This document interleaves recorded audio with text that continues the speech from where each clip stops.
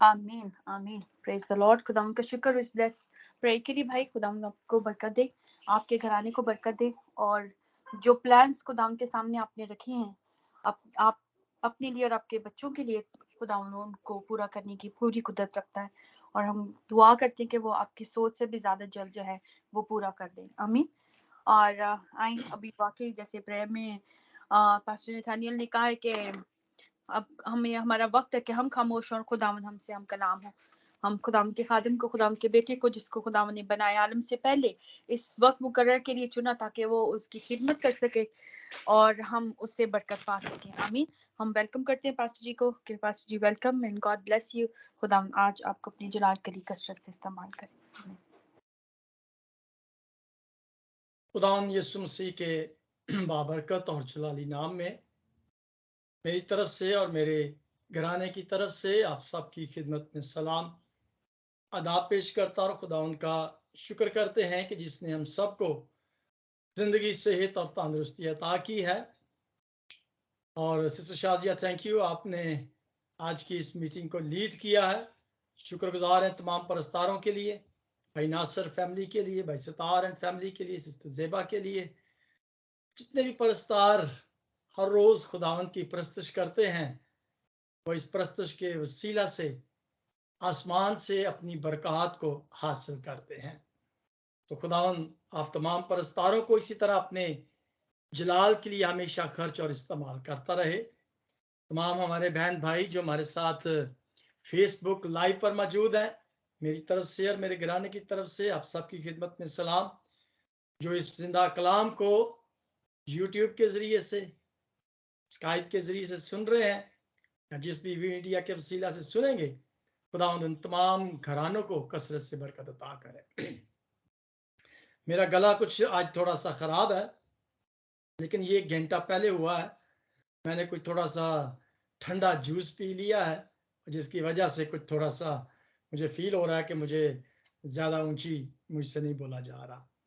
लेकिन I hope कि मेरी आवाज़ जो है वो आप तमाम तक खूबी तौर पर पहुंच रही होगी, क्योंकि मकसद यही है कि हम खुदा के कलाम को बेहतर तौर पर सुन सकें, ताकि वो कलाम हमारी जिंदगियों के अंदर फलदार साबित हो। सो मेरे चीजों, आज हम मैं एक छोटे से सवाल के साथ आज के इस कलाम को शुरू करना चाहता हूं, और मैं चाहता हूं कि आप इस सवाल को जरूर गौर के साथ सुनिएगा, और उसके बाद आपने उसका जवाब नीचे लिखना है। और उसका जवाब जो है सिर्फ ए, बी और सी के अंदर है। या आपने ए लिखना है, या बी लिखना है, या सी लिखना है। तो ये ज़्यादा मुश्किल नहीं है। सो मैं सिर्फ ये देखना चाहता हूँ कि जो हमारे व्यूअर्स हैं, या जितने भी हमारे इस इबादत में शरीक हैं, उनकी ज़ाती ज़िंदगी के जो तजर्बात हैं वो कैसे हैं। सो सवाल ये है कि आपका लोगों के साथ तजर्बा कैसा रहा, माजी में या हाल में, या लोगों के साथ आपके तल्लकात कैसे रहे। इसका जवाब आप ए लिख सकते हैं, अच्छा तजर्बा रहा। बी लिख सकते हैं, दोनों तरह का। और सी लिख सकते हैं, बुरा तजर्बा। यानी कि अगर आप लिखना चाहते हैं कि दोनों तजर्बे रहे, अच्छा तजर्बा भी आपका रहा लोगों के साथ, बुरा तजर्बा भी। देखिए, तजर्बे तो हर रोज हमारी जिंदगी में होते रहते हैं। अच्छे तजर्बे भी होते हैं, बुरे तजर्बे भी होते हैं, लेकिन मोस्टली आपका तजर्बात लोगों के साथ, आपके तल्लकात जो हैं वो कैसे रहे। अगर तो अच्छे तजर्बे रहे हैं तो आप ए लिखें, अगर बुरा रहा है तो आप सी लिखें, और अगर दोनों अच्छे और बुरे रहे हैं तो आप बी लिख सकते हैं। सो मैं ये देखना जरूर चाहूंगा कि आप जरूर लिखें, अच्छे तजर्बे लिखें, ए लिख सकते हैं, बुरा तजर्बा रहा तो बी लिख सकते हैं, या सी लिख सकते हैं, या दोनों तजर्बे रहे हैं तो आप बी लिख सकते हैं। सो खुदावन आप सबको जलाल के लिए इस्तेमाल करे, और आपके तल्लुकात दूसरे लोगों के साथ अच्छे रहें। खुदावंद आप सबको बरकत अता करे। सो आए हम एक आयत को जिंदा पाक कलाम में से पढ़ते हैं, और ये मत्ती रसूल की अंजील में से उसका 7वां बाब, ये आपके सामने ये आयत जो है ये लिखी हवाला जो है ये लिखा गया है, आप इसे देख सकते हैं। ये मैथ्यू चैप्टर 7 वर्स 12 है। मत्ती रसूल की अंजील उसका 7वां बाब और उसकी 12 आयत है। सिस्टर शाजिया ने ए लिखा है कि उनका अच्छा तजर्बा रहा जी, और दूसरों आप दूसरे नहीं लिख रहे, भाई साबर, भाई शमान, सिस्टर नसरीन, अच्छे तजर्बे रहे हैं आपके, वेरी गुड। हम आयत को एक पढ़ते हैं, मत्ती रसूल की अंजील उसका 7वां बाब 12 आयत। बस जो कुछ तुम चाहते हो कि लोग तुम्हारे साथ करें, वही तुम भी उनके साथ करो, क्योंकि तौरेत और नबियों की तालीम यही है। जो कुछ तुम चाहते हो कि लोग तुम्हारे साथ करें, तुम भी वही करो उनके साथ, क्योंकि यही तालीम तौरेत और नबियों की है। खुदा उनके जिंदा पाक कलाम के पढ़े और सुने जाने पर उसकी हम सब पर कसरत से बरकत हो। ये टॉपिक जो है ये असल में इसलिए चुना गया है कि 25 तारीख को, यानी कि नेक्स्ट संडे को, हमारे यहाँ जर्मनी के अंदर इंटर कल्चर इबादत हो रही है। यानी कि हर कल्चर के लोग जो हैं वो वहाँ पर शामिल होंगे उस इबादत में। और आपको पता है कि ये फॉरेन कंट्रीज के अंदर बहुत सारे मुल्कों के लोग जो हैं वो पनाह गजीर हैं। ईरान, इराक, सऊदी अरेबिया और ये फ़लस्तीन, सीरिया, अफ्रीका, पाकिस्तान, इंडिया और मुख्तलिफ मुल्कों से लोग जो हैं वो इन कंट्रीज़ के अंदर, यूरोपियन कंट्रीज़ के अंदर पनाह गजीर हैं। तो ये हफ्ता जो है, नेक्स्ट वीक जो है, ये मनाया जाएगा, और उसका जो टाइटल है वो टाइटल है कि आपका तजर्बा लोगों के साथ कैसा है। मुख्तलिफ ममालिक के लोग जब किसी एक जगह पर जमा होते हैं, उनके कल्चर्स के अंदर डिफरेंट होता है, उनकी सोच के अंदर डिफरेंट होता है, उनके खाने मुख्तलिफ होते हैं। और उसके बाद फिर 11:30 बजे, ये इबादत हमारी 10:30 बजे होगी, 1 घंटे की, और उसके बाद फिर 11:30 बजे खाने जो है वो सब मिलकर खाएंगे। और हम तमाम अपने अपने मुल्क का जो टिपिकल फूड है वो बनाकर लेकर जाएंगे, और वहाँ मिलकर बैठकर तो हम एक दूसरे का खाना जो है उसमें शेयर करेंगे और मिलकर खाएंगे। सो मुख्तलिफ किस्म के जो टेस्ट होगा खाने का वो भी टेस्ट किया जाएगा। और मुख्तलिफ लैंग्वेजेस होती हैं, हर मुल्क की अपनी ज़बान होती है, हर कंट्री की अपनी एक सोच, कल्चर, हर चीज़ जो है वो मुख्तलिफ होती है। लेकिन ये तमाम के तमाम, असिस्टेंट स्टीन मुझे बता रहे थे कि उनका लास्ट जो संडे था, या मेरा ख्याल कल की बात है, स्वीडन के अंदर ये वीक जो था वो मनाया गया था स्टॉकहोम में। मैं समझता हूँ कि हर कंट्री के अंदर चर्चेस जो हैं वो ऐसे सेगमेंट जो हैं वो करते रहते हैं, ताकि हम जितने भी इन ममालिक के अंदर हैं, हम आपस में एक अच्छे तल्लक के साथ जिंदगी को बसर कर सके।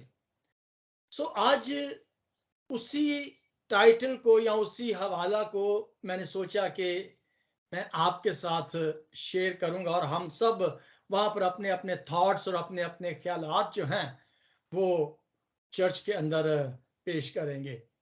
सो ये एक इस टाइटल को, यानी कि ये हवाला जो अभी आपके सामने पढ़ा गया है, इसका जो अनुमान मैंने दिया है, ये आप नीचे देख सकते हैं कि यहाँ पे लिखा हुआ है कि गोल्डन रूल। ये एक सुनहरी असूल है। तो आज मैं समझता हूं कि हम सब इस सुनहरी असूल को अपनाने की कोशिश करेंगे, अप्लाई अपनी जिंदगी पर करने की कोशिश करेंगे। और मैं समझता हूं कि ये कलाम मुकद्दस का एक कानून है, तालीम है, डॉक्ट्रिन है, जो कि अखलाकी तौर पर और डॉक्ट्रिनल तरीके से असूली तौर पर कलाम मुकद्दस के मुताबिक भी ये एक बड़ा अहम असूल है, जिसके साथ हमारी इस जमीन पर जिंदगी जो है वो बेहतर तौर पर आपस में यानी एक दूसरे के साथ गुजर सकती है, और गुजारनी भी चाहिए, क्योंकि खुदा का ये कलाम अगर ये कहता है तो फिर डेफिनेटली हमें इस कलाम मुकद्दस पर अमल करने की जरूरत है। तो मेरे चीजों, आज हम देखेंगे कि हमारे साथ लोगों का तल्लक कैसा है, और हम क्या एक्सपेक्ट करते हैं कि लोगों का हमारे साथ कैसा तल्लक होना चाहिए, और हम दूसरों के साथ अपने तल्लक को कैसे रखे हुए हैं। सो हम इस सुनहरी असूल का जो मतलब है उसको जरा डिस्कस करने की कोशिश करेंगे। मुझे यहाँ पर सिर्फ 3 अशखास हैं, सिस्टर शाजिया, भाई शमा और भाई नासिर ने सिर्फ लिखा है कि हमारा तजर्बा लोगों के साथ अच्छा है। मैं तो ये सोच रहा था कि ज्यादा सी आएंगे कि हमारा लोगों के साथ तल्लक जो है वो अच्छा भी रहा है और बुरा भी रहा है। और अगर कोई ये कहे कि जी मेरा तल्लक सिर्फ अच्छा ही रहा है, बुरा नहीं रहा, तो ठीक है, अच्छी बात है। लेकिन मैं समझता हूं कि हमारी जिंदगी के अंदर तख्त तजर्बात भी होते हैं। मेरी एक दिन बात हो रही थी भाई साबर के साथ, तो वो भी कह रहे थे कि अच्छे तजर्बे भी हमारे हुए हैं और बुरे तजर्बात भी हुए हैं, यानी कि हर किस्म के तजर्बात हमारी जिंदगी के अंदर होते हैं। अच्छे तजर्बात भी होते हैं, बुरे तजर्बात भी होते हैं। तो ये एक जिंदगी का हिस्सा है।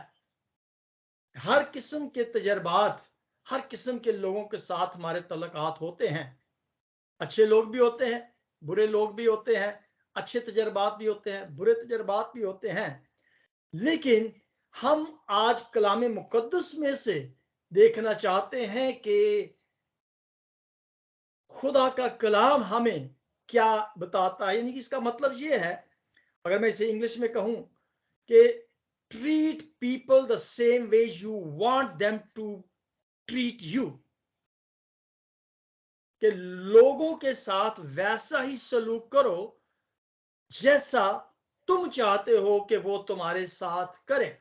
और ये एक बड़ी अच्छी और आम सादे सी बात है कि हम हमेशा यही चाहते हैं कि लोग हमारे साथ अच्छा बर्ताव करें, और अच्छा बर्ताव करना भी चाहिए, क्योंकि जो खुदा के पैरोकार हैं, जो खुदा के मानने वाले बिलीवर्स हैं, वो लोगों के साथ अच्छा ही तल्लक रखते हैं और बर्ताव करते हैं। और 99% लोग भी यही चाहते हैं कि लोग हमारे साथ अच्छा बर्ताव जो है वो करें। तो लोगों के साथ वैसा ही सलूक करो जैसा तुम चाहते हो कि वो तुम्हारे साथ करें।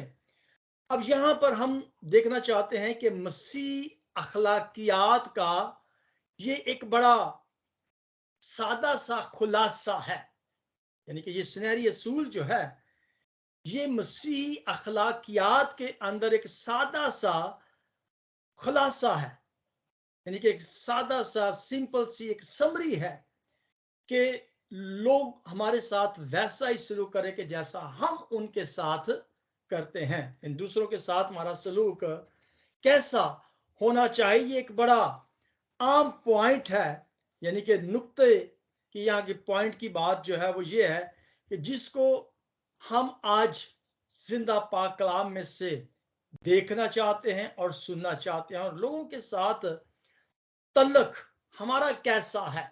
हम जरा थोड़ी देर के लिए गौर करेंगे अपनी जिंदगी के साथ, अपने माजी के साथ, अपने इर्द गिर्द जो हमारा माहौल है उसमें जरा हम गौर करेंगे कि लोगों के साथ तल्लक तो हर रोज रहता है, अगर हम काम पर जाते हैं या स्कूल जाते हैं या कम्युनिटी के साथ बैठते उठते हैं, खाते पीते हैं या काम करते हैं, या कोई भी हमारा पेशा हो, हमारा तल्लक तो लोगों के साथ है, लेकिन वो तल्लक कैसा है? हाँ, मसीह होते हुए हमारा तल्लक डिफरेंट होता है, और जो गैर मसीह हैं उनके साथ तल्लक जो है वो कुछ डिफरेंट होता है। बाज़ कहा यह जाता है कि मसीहत का मतलब यह है कि आपका तल्लक और खुदा का तल्लक, यानी आपका और खुदा का तल्लक जो है, यही मसीहत है। यानी कहने का मुराद ये है कि अगर आपका और खुदा का तल्लक, रिलेशनशिप ठीक है, तो यू आर क्रिश्चियन। इसका मतलब ये है कि नजर ये आ रहा है कि कह रहा ये है कि सिर्फ हमारा तल्लक खुदा का और आपस में होना चाहिए, दूसरों के साथ हमारा तल्लक जैसा भी हो, डजंट मैटर। लेकिन ये आयत हमें बताती है कि हमारा तल्लक दूसरों के साथ भी वैसा ही होना चाहिए जैसा हम चाहते हैं। लोग हमारे साथ वैसा ही तल्लक अच्छा रखे जैसा हम उनके साथ रखते हैं। तो बताने का मतलब यह है कि तल्लक खुदा के साथ भी होना चाहिए और तल्लक एक दूसरे के साथ भी वैसा ही होना चाहिए जैसा हम खुदा के साथ अपना तल्लक रखते हैं। यानी जरूरी है कि हम खुदा के साथ अपना तल्लक अच्छा रखना चाहते हैं, और जरूरी यह है कि हम दूसरों के साथ भी अपना तल्लक जो है वो अच्छा रखें। लेकिन इसका मतलब ये नहीं है कि लोगों के साथ तल्लक अच्छा नहीं होना चाहिए, सिर्फ खुदा के साथ ही हमारा तल्लक जो है वो अच्छा होना चाहिए। यानी कि जो मसीह लोग हैं उनका तल्लक खुदा के साथ अगर अच्छा है, खुदा की तालीम ये बताती है कि दूसरों के साथ ही हमारा तल्लक जो है वो अच्छा होना चाहिए। ये आयत इस असूल को बताती है कि हमारा तल्लक लोगों के साथ भी अच्छा होना चाहिए और खुदा के साथ भी होना चाहिए। ये है वो गोल्डन रूल, ये है वो सुनहरी असूल। और मैं बाज़ ये कहता हूं कि लोगों के साथ हमारा तल्लक खुद ब खुद अच्छा हो जाता है जब हमारा तल्लक खुदा के साथ अच्छा होता है।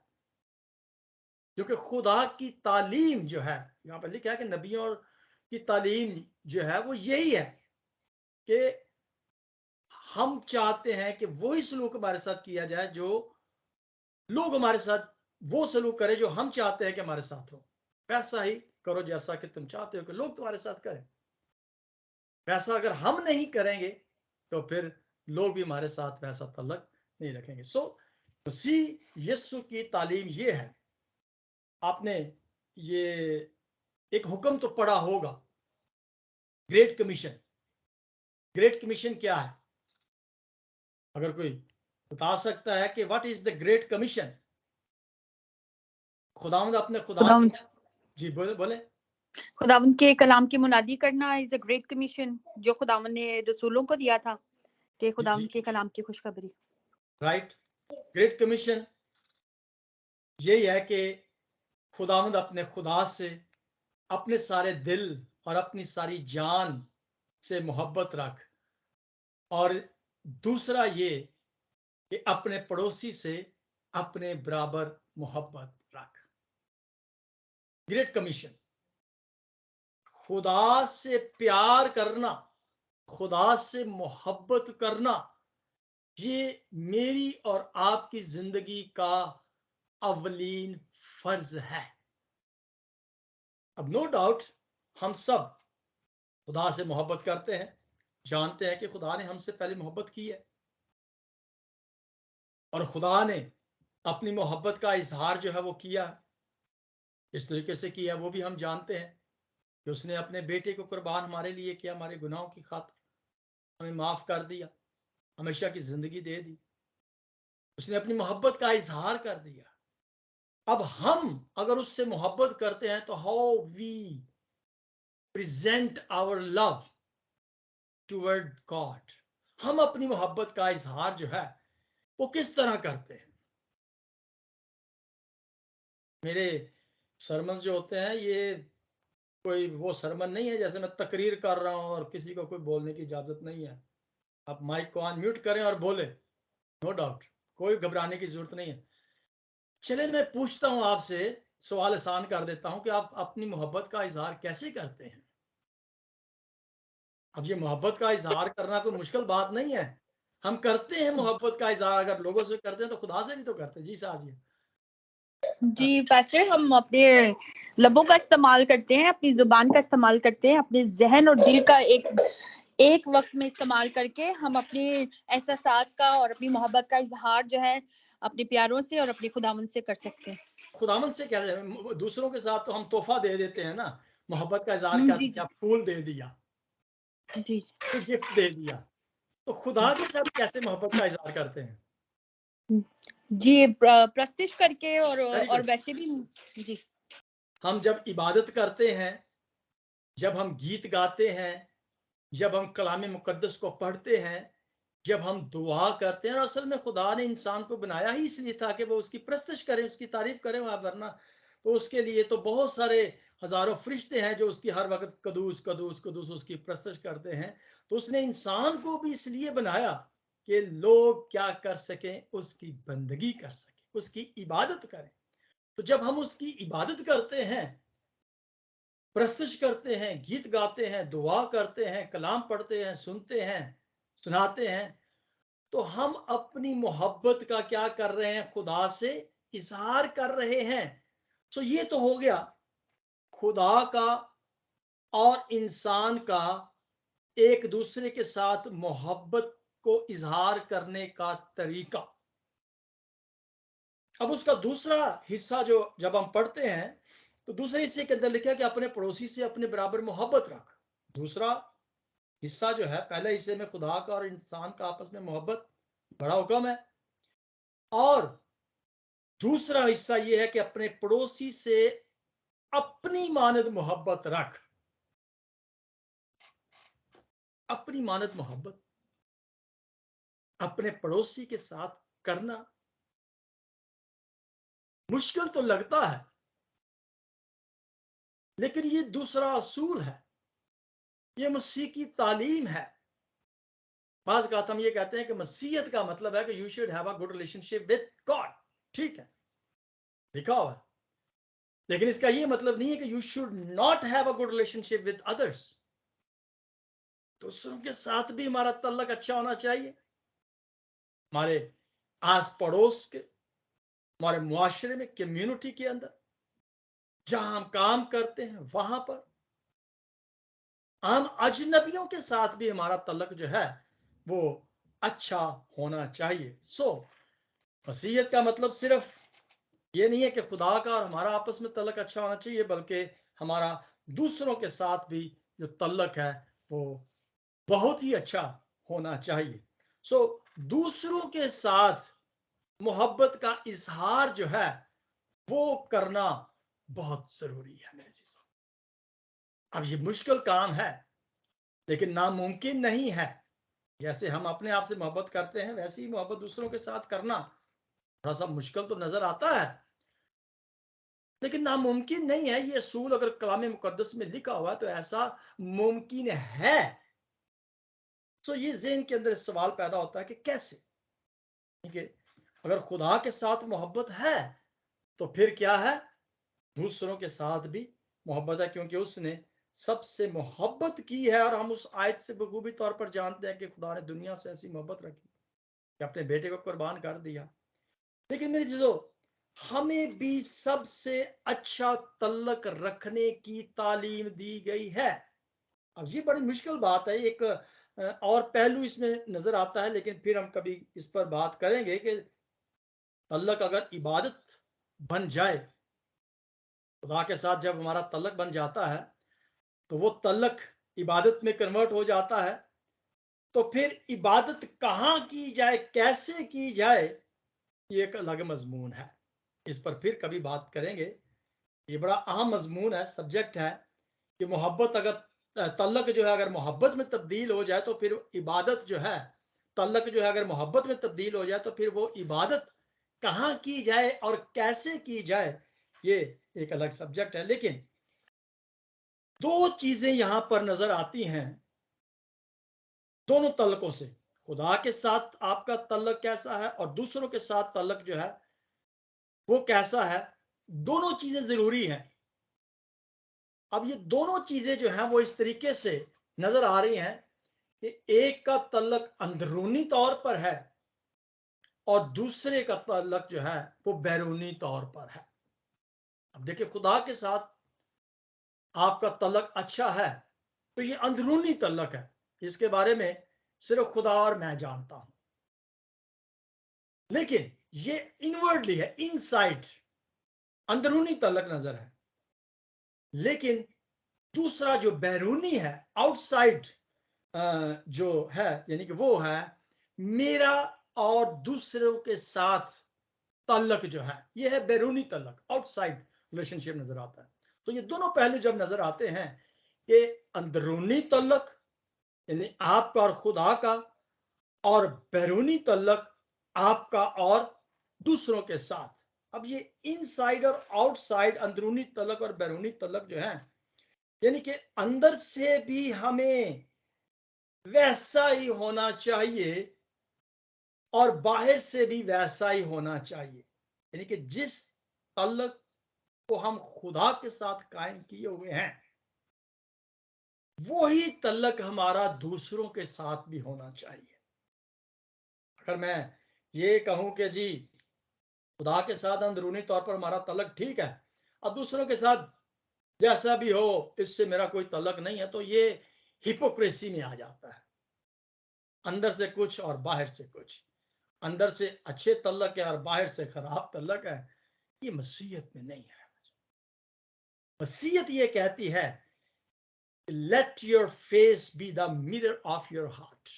ये बड़ी अच्छी सेइंग है कि आपका चेहरा आपके दिल की अक्कासी करे। Let your face be the mirror of your heart, कि आपका चेहरा आपके दिल की अक्कासी करे कि जो कुछ अंदर है वही बाहर से होना चाहिए। और आपने देखा होगा कि बहुत सारे ऐसे लोग हैं जो अंदर से कुछ होते हैं और बाहर से कुछ, जाहिरी तौर पर वो कुछ और नजर आते हैं और अंदरूनी तौर पर वो कुछ और होते हैं।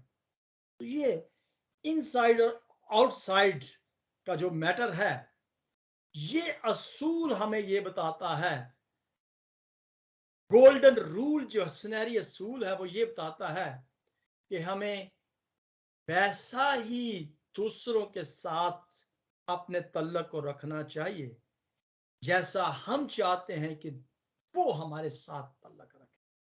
अगर हम चाहते हैं कि लोग हमें अच्छे तरीके से ट्रीट करें, तो फिर हमें भी उनके साथ अच्छे तरीके से अपने आप को ट्रीट करना चाहिए। तो ये बड़ा प्रैक्टिकल सी बात नजर आती है मुझे। तो आज का जो पैगाम है, हमारे पास टाइम तो हो चुका है, लेकिन हम आखिरी बात, आखिरी पॉइंट जो है वो आपके सामने मैं रखना चाहता हूं। यह असूल बताता है कि असली मसीही अंदर से और बाहर से एक जैसा होना चाहिए। मैं जब ये कलाम को तैयार कर रहा था तो एक हवाला मेरे सामने आया। अगर आप इस हवाले को मेरे साथ पढ़ना चाहें तो खुशी होगी, अगर नहीं भी तो फिर आप जरूर सुन सकते हैं। ये है खरूज की किताब, उसका 22वां बाब और उसकी 21वीं आयत के अंदर यहां पर लिखा है, एक्सोडस चैप्टर 22 और वर्स 21। अब यहां पर खुदा बनी इस्राइल के साथ मुखातिब होते हुए फरमाता है, और तू मुसाफिर को ना तो सताना ना उस पर सितम करना, इसलिए कि तुम भी मुल्क के मिस्र में मुसाफिर थे। अब मैं यहां पर बात कर रहा हूं एक प्रैक्टिकल की। तल्लक हमेशा जो है वो एक प्रैक्टिकल से जाहिर होता है, प्रैक्टिकल जो होता है वो जाहिर होता है। यानी कि बैरूनी तौर पर वो प्रैक्टिकल जो होता है, अमली काम जो है, वो नजर आते हैं। अब यहां पर खुदा बनी इसराइल से फरमाता है कि तू मुसाफिर है, नहीं तू मुसाफिर था। ये बात खरूज जब उन्होंने मिस्र से कर लिया था, तो उसके बाद खुदा बनी इसराइल को कहता है कि तू किसी भी मुसाफिर पर जुल्म नहीं करना, किसी मुसाफिर को सताना नहीं है, सितम नहीं करना, इसलिए कि तुम भी मुल्क मिस्र में मुसाफिर थे। अब मुसाफिर का मतलब क्या है? अगर मुल्क मिस्र में तुम मुसाफिर थे, तो इसका मतलब है कि you were the foreigners in Egypt, कि तुम उस मुल्क के अंदर, वो मुल्क तुम्हारा नहीं था, तुम फॉरेनर्स थे। यानी कि फॉरेनर्स को इंग्लिश में क्या कहते हैं? फॉरेनर्स इंग्लिश में है यानी गैर मुल्की, यानी कि वो मुल्क तुम्हारा नहीं था। तो यहाँ पर लफ्ज मुसाफिर लिखा गया है, और ये वो ट्रैवलर नहीं है। इसका मतलब है कि वो मुल्क तुम्हारा नहीं था, तुम उस मुल्क में आर्जी तौर पर पनाह गजीर थे। देखिए, ये बात खुदा बनी इसराइल को कहता है, और ये हुक्म खुदा ने बनी इसराइल को ये दिया कि तुम मुसाफिर पर जुल्म नहीं करना, उनको सताना नहीं है। इट मीन्स कि आपने उनके साथ ट्रीट अच्छा करना है, क्योंकि तुम भी मुसाफिर थे, तुम भी मुल्क के मिस्र के अंदर फॉरेनर्स थे, अजनबी थे। वो मुल्क जो था मिस्र का, वो तुम्हारा नहीं था। तुम्हारा मुल्क तो आसमान पर है, तुमको उस मुल्क से निकाला गया है, तो उनको फिर दूसरा मुल्क जो था इसराइल वो दिया गया। तो यहां पर थोड़ी देर के लिए हम इस बात पर गौर करेंगे कि अगर इजिप्ट के अंदर, मिस्र के अंदर बनी इसराइल कौम फॉरेनर्स थे, तो क्या आज मैं और आप इस दुनिया के अंदर फॉरेनर्स नहीं है? यानी कि ये दुनिया हमारा मुल्क नहीं है, हम इस दुनिया के अंदर क्या है? मुसाफिर हैं, सफर कर रहे हैं। तो जब हम इस दुनिया के अंदर रह रहे हैं, क्योंकि ये दुनिया हमारी नहीं है, तो तुम भी मुसाफिर थे। बनी इसराइल को कहा कि जब तुम्हारे पास कोई मुसाफिर आए तो तुम उसे सताना नहीं। खरूज 22 बाप और 21 याद रखिए। यानी गैर मुल्क में तुमने किस तरह से अपनी जिंदगी को बसर करना है, और अपनी जिंदगी को बसर करने के लिए you should be a practical life. अमली जिंदगी जो है आपकी, वो इस दुनिया के अंदर कैसे हमने बसर करनी है, ये तालीम खुदा ने बनी इसराइल को दी। और यही तालीम आज खुदावन यीशु मसीह हमें बता रहे हैं कि बस तुम जो कुछ चाहते हो कि लोग तुम्हारे साथ करें, तुम भी उनके साथ वैसा ही करो, क्योंकि तुरेत और नबियों की तालीम यही है। मेरे जीजों, अब गैर मुल्क के अंदर आपके तजर्बात कैसे हैं? ये तो सारी दुनिया हमारे लिए एक गैर मुल्क है ना। कनाडा के अंदर सिस्टर शाजिया और भाई सतार जो है, ये भी फॉरेनर्स है वहां पर। मैं जर्मनी के अंदर हूं, तो मैं भी यहाँ पर फॉरेनर्स हूं। अगर भाई साबर बेल्जियम के अंदर है, तो वो वहां पर फॉरेनर हैं। सिस्टर रुखसाना अगर स्पेन में है, तो वो फॉरेनर हैं। अगर भाई शमान और सिस्टर शाजिया हमीद थाईलैंड में है, तो वो वहां पर फॉरेनर्स हैं। अब ये फॉरेनर्स की जिंदगी, ये मुल्क उनका नहीं है। ना थाईलैंड तुम्हारा है, ना कनाडा तुम्हारा है, ना जर्मनी हमारा है, ना स्पेन या बेल्जियम हमारा नहीं है।